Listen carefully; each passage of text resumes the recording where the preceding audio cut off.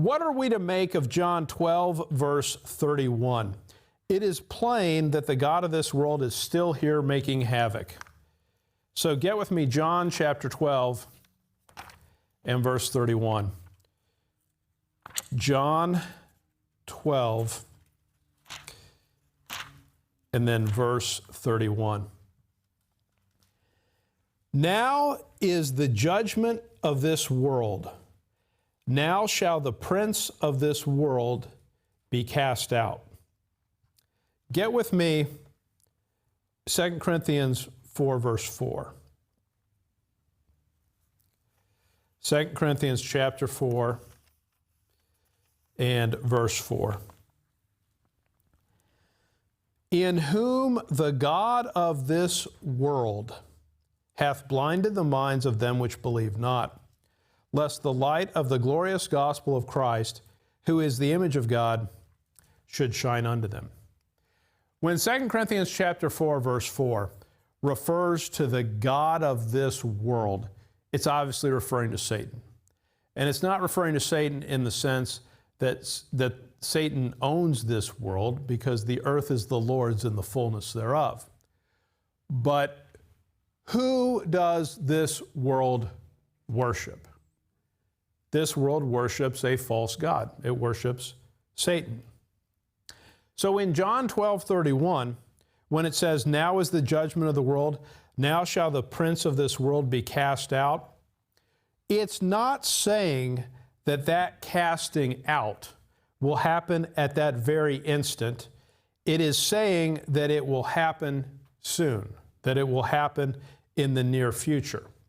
Now, if you notice what John 12:31 says, it says, now is the judgment of this world.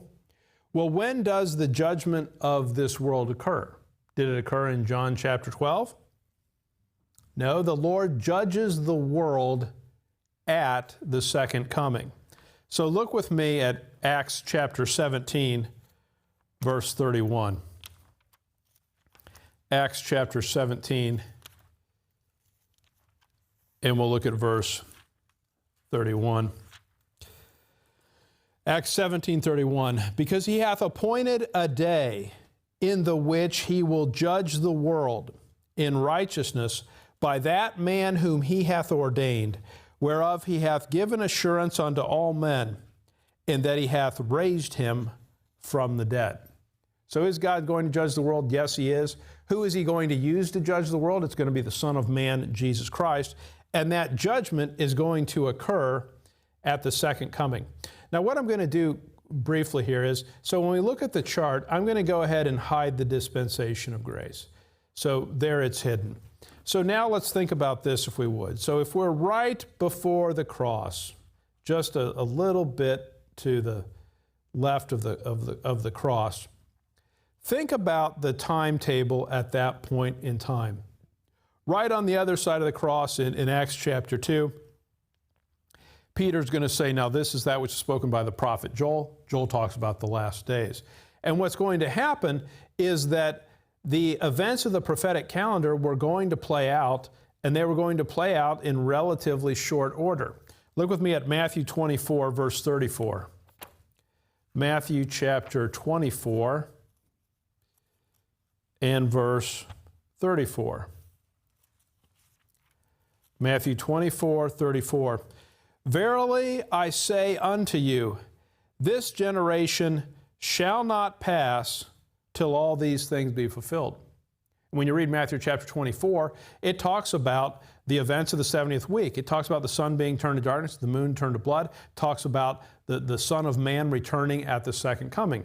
What the Lord Jesus Christ was saying in Matthew 24 is that all those things were going to happen within that generation. This generation shall not pass till all these things be fulfilled. Now, when he said that, had the dispensation of grace been revealed? It hadn't been. So it's a correct statement based upon the prophetic calendar that was understood at that time. So what's going on with John 12:31, when it says, now is the judgment of the world, now shall the prince of this world be cast out?